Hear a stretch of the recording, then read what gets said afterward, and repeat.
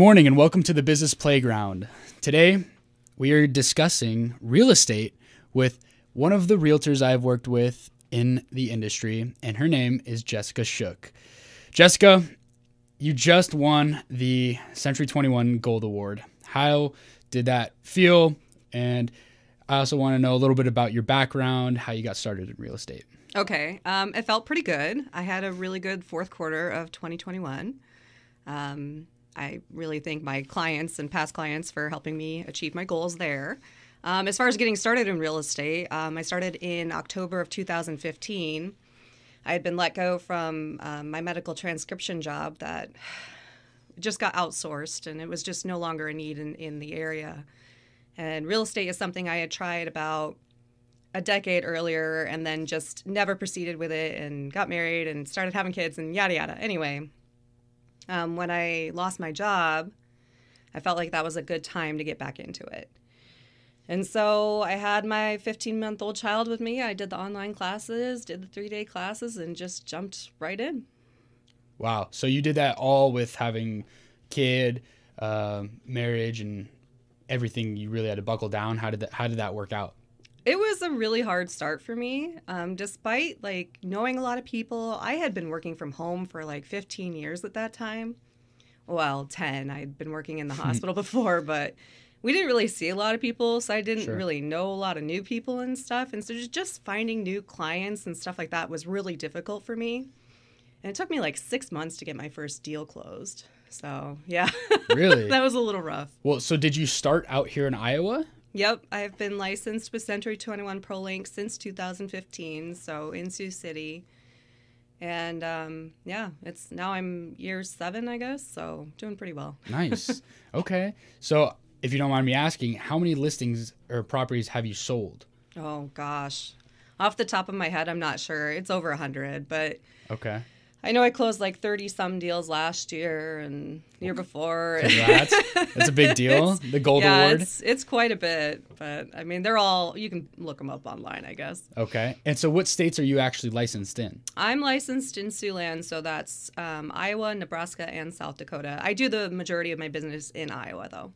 Okay. And do you stay more so on the north side of Iowa or Sioux City? It kind of differs. I do a lot of north side and a lot of Morningside. But yeah, I just live in Sioux City. Most of the people I know and work with are in Sioux City. But I mean, I sell in the dunes once in a while, and I sell in Nebraska and stuff like that. Okay. And so while you're trying to get these prospects and clients, what are some of the marketing strategies that you're using right now in order to get those people? I try to do open houses, whether I host them or I have newer agents host them, just to get more people in the house. I use online marketing quite a bit. That's my bread and butter. I do use print marketing as well. And I have a leopard-wrapped Volkswagen Beetle that I've been using. Yep. As you may know. So that's probably going to be the good part of this summer is just driving around in that this year. So if you see me, honk at me, I guess. I will most definitely honk at you. I'll be like, there's the leopard-wrapped bug. Yeah. Got her. Yep, that's there's me. Jessica. Okay. So you focus a lot on social media. I know that you just were telling me earlier about your TikTok account. How's TikTok going for you? Oh, that's just for fun. That's not for real estate at all. That's just me being weird. Posting just things that the kids do or the dog. For sure. Yeah. Have you gotten into other social media platforms for your marketing? I have Instagram that I use pretty much just for real estate. I don't really use it for social, and occasionally I'll tie in a little bit of my personal life in there. Like I posted when I got married and stuff. Sure. Okay. And do the brokerages that you work with, Century 21 ProLink, how are they helping you with your marketing as well? They also post on my behalf, and they try and get us involved in the community as much as possible. And, we get pictures from that and just trying to help other people. They did a Christmas drive this year, and, they went and wrapped apples. I didn't do the apples this year. I'm terrible. But they just try to get us out in the community as much as possible and just really get our names out there. And, of course, they post on social media and stuff for us when we have new listings and awards banquets and stuff like that, too. Sure. And they handle all of the CRM stuff with your customer relationship management softwares. And how do you go about getting that client and the process of making them or helping them close on that property? If we're talking about a buyer, first of all, so I will meet a lot of people either through social media or word of mouth, stuff like that, open houses, and I'll try and get them pre-approved before really shopping other homes, because it's important to know what your budget is, what your financing style is going to be, whether you can actually purchase a home. Just because you make $50K doesn't mean your credit's good, or maybe you have too much debt. It's really important to get that process started. Once that's done, we look at houses, see what you like, see what you don't like. And once we find the one, we go in. And if there's multiple offers, like there have been on many properties in the past few years, we just have to go with our strongest offer that we can get.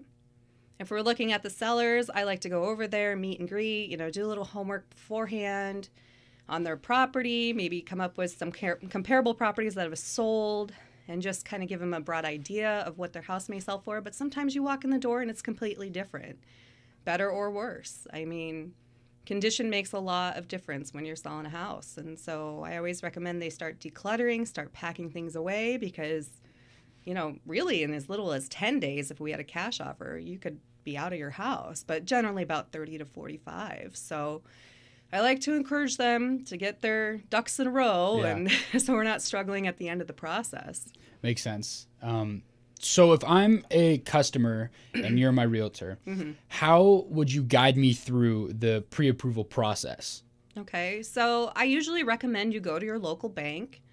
A lot of people don't have local lenders. They use online lenders, et cetera. And I'll just really suggest that you go to a local bank, because they're local people. Smaller banks generally help you out, people you can actually go and talk to. That's very helpful. Sometimes an online person, you may not get the best care. So I really encourage people to go that way. But then, I give a couple of options for them too. Usually 3. Sometimes people get their options from their parents or family members or friends that have just bought houses and stuff like that. But yeah, like I said, get pre-approved, and then we'll just start touring houses and, have the discussion about how everything works. Okay. So just taking a step forward, getting it started, working with the client, whether they want to actually look at properties right now or they are just kind of browsing for some time in the future, and is a goal. That's perfectly fine. If you are honest and you're like, I just want to browse, I'm not really interested in seeing a lot of stuff, I'm not going to bite on anything for a while, that's perfectly fine. I actually just showed this girl a house last night, and I told her, start looking in the online ads or the paper ads and going to the open houses that are available on the weekends. See what you like, see what you don't like, see what houses are selling for, see what condition they're in. That gives you a little better idea, a little bit of homework before we actually step foot in a door and make an appointment and kick people out of their house to go see these places. And I can send stuff to you automatically from the MLS too. It's super easy. I just put your email in and give you some guidelines. So you want a $150,000 to $200,000 house in Sioux City, and you want it with 3 bedrooms. I can hook that up and have it just emailed to you. You'll probably see it before I do, because I'm busy half the time. Right. Yeah. And they can just go on Zillow and do some research. You can go on those places too, but when I hook you up with the MLS, it just goes right to your phone, and all those houses populate to Zillow and Realtor and all those pages eventually. But MLS is boom in your email. Yeah, first come, first serve kind of deal, right? Yep. That's good. With everything that's going on right now with COVID, how were you able to deal with COVID during this time and the market, increasing in home values and everything that comes with that? How did you, combat all of those obstacles and issues that would arise?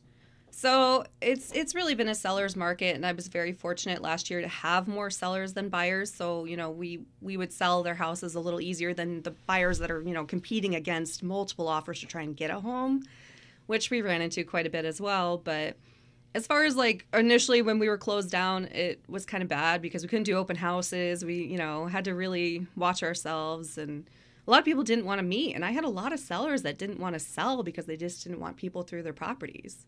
And then kind of once the scare wore off a little bit, people, didn't care as much. Building new homes ended up costing a lot more money because of building materials being so scarce after time. So that, of course, drove the sales up for, pre-built houses and all that competition and the low interest rates, et cetera. And it was crazy. Yeah. And, right now it's a little slower, which I enjoy. So I can try and get some of my own life things taken care of for a while before, it hits the fan and all of a sudden we're running around like maniacs till 9 or 10 at night. But real estate's a big roller coaster. Is it? Yeah.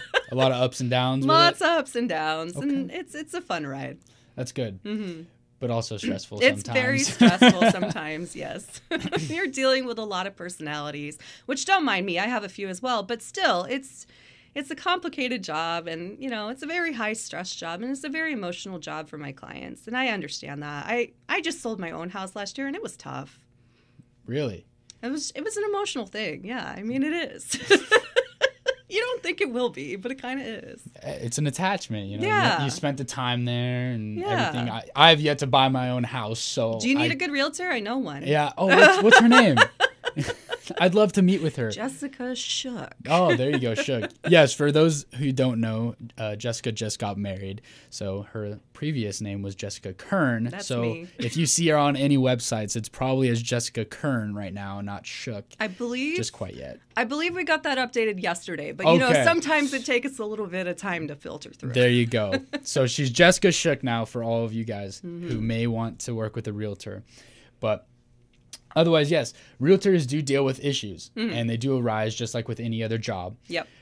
So what are some of the issues that arose from being a realtor that you weren't prepared for before you were a realtor? Oh, man. Okay, so 2020, I had a client just absolutely ghost everybody. It was a few days before close. She just disappeared. And it was awful because the sellers, had their ducks in a row and everybody ready to go. And these people, I don't know if they got cold feet or what. That stuff can happen. Your buyers or your sellers can sometimes just not want to proceed, and you've got all these angry people and you've got to settle them down. You've got people that aren't completely out of their house on closing day. And that creates a huge issue for people, sitting down the street with their U-Haul. You've got people that take the appliances that were supposed to be included with the property. Jeez. Oh, you have financing fall apart at the last minute.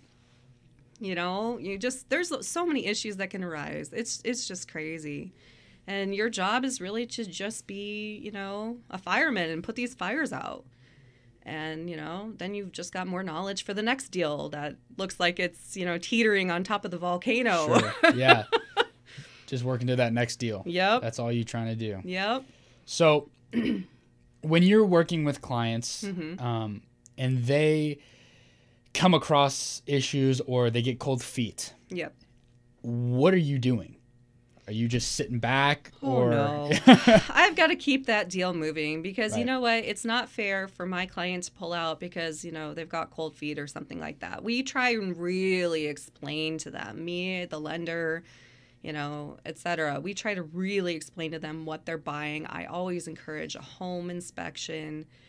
Just really know what you're getting yourself into and explain to them, this is a legal binding contract that we need to proceed with. You've put your earnest money down. You've done your inspections. Is it worth potentially for the seller to come back and, take you to court because you're not proceeding with the sale?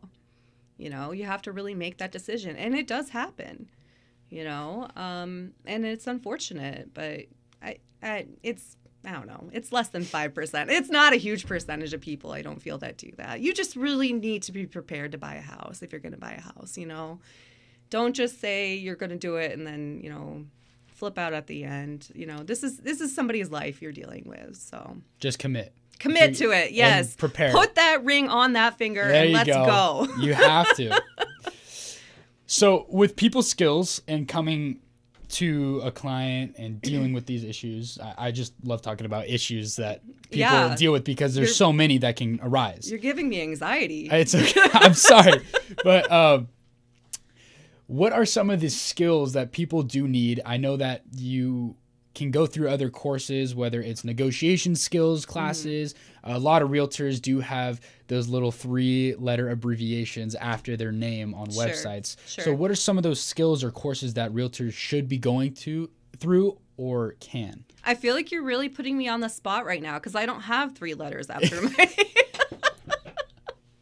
There's a CRS designation. I've taken, I think, one of their classes, maybe a couple more. It's a certified residential specialist. Don't ask me what that really means because I don't have it. Okay. But basically, I mean, anytime you get more education, you're just supporting your future business. It's a really good idea. We are required to have 32 hours of education every 3 years. And ethics is one of those classes that is required. But then you can take whatever you want, too. It's just good to constantly be learning. You know, my grandma was like a constant learner. She wasn't a realtor, but she just always was like going to school, doing this, doing that. My mom's the same way. Like I have ADHD. Okay, I didn't want to be in school for 100 years, but I do enjoy an hour class here and there. You know, and just learning what I may not know or learning how to redo something. And a lot of times, you know, we have paperwork that gets updated dang near every year. So you just really got to stay on top of things and pay attention to what's happening around you. Sure.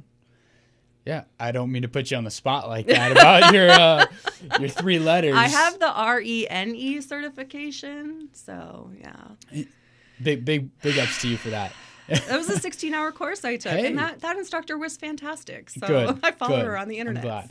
Well, I mean, you're doing super successful even without all of these other courses and certifications. So how important do you really think those are to people and the skill sets that you actually need to be a realtor? I don't think I think like other people do. So sure. I can see that. I don't think that if I were looking as a non-realtor person or something, I don't think that kind of stuff would really bother me. I would probably just like read through profiles and decide who I think I would get along with the best, you know? Yes. I think the relationship's the most important part, you know? I'm in sales, but I don't consider myself a super salesy person. And when other salesy people are salesy to me, it's a turnoff for me. So for sure. I'm here to help you, hold your hand a little bit, you know, teach you about what you need to know. And, you know, maybe we can be friends after that. I don't have a lot of physical time, but add me on Facebook. Yeah, right? Seriously. Just reach out. Yeah, I've made some really good friends doing this, you know. Yeah, I mean, I reached out to you and you let me shoot a property for free, and it was... Free's my middle name, baby. Like, let's go. Let's do it. Why not? Well, I also believe that a lot of things can come out from just having gratitude and supporting, being kind to one another. So, I mean, I never thought that I'd be doing this, you know, today or anything. I never thought you'd be doing this either, and I still don't know why I'm here, but I appreciate your time. I appreciate it, seriously. So my last question to you is, where do you see realtors in the next 3 to 5 years, whether it's in Sioux City or nationally? How do you see a realtor's job and their relationships with people coming up? Well, I feel like we're probably going to get a little more tech stuff going on. I don't know what exactly, but I feel like there's going to be a lot more available to the public to help you through the process. But I really don't want to lose that whole, like, meeting with my clients and stuff like that. Like, I don't need a robot to open a door. I can do it with my, you know, my little fingers and get it in there. But I don't know. I feel like it's important, again, to have those relationships and not put too much stuff on the auto. And I am a huge internet person. Like, I love anything that can make my life easier. If it is in my cell phone, it makes my life easier. For sure. Unless my cell phone dies. But never want that to happen. Oh, man. It happened last month. No. But anyway, I don't know. I think we're still all going to be out there hustling, doing our thing. But I bet there are going to be some really nice advancements in technology that are going to help us through the process. Good. So, yeah. Good. Well, I appreciate you taking the time to come sit down, share this information with everybody who's watching this and listening to this. If somebody wants to get in touch with you, whether it's, you know, possibly working with you or they're looking to buy a house or sell a house, where could they reach out to you? Jessica Shook. My cell phone is 712-490-4814. I'm with Century 21 ProLink downtown Sioux City. We're across from Rebo's. They're pretty good. So, like, come down, then we'll go get lunch. There you go. She loves to talk too, guys. I do love to talk. She will talk your ear off. And she's also a really great person, super kind. And I've enjoyed every single moment that I've spent with you. And even if it's at a property or just sitting down having a cup of coffee or podcast like this. I'm not going to be able to put my hat on if you keep making my head so big. I know. Seriously. But I appreciate it. Thank you so much for joining me on today's show. This was Jacob Odell with the Business Playground. Tune in, give us a follow and a share, and we much appreciate your time. Thank you so much.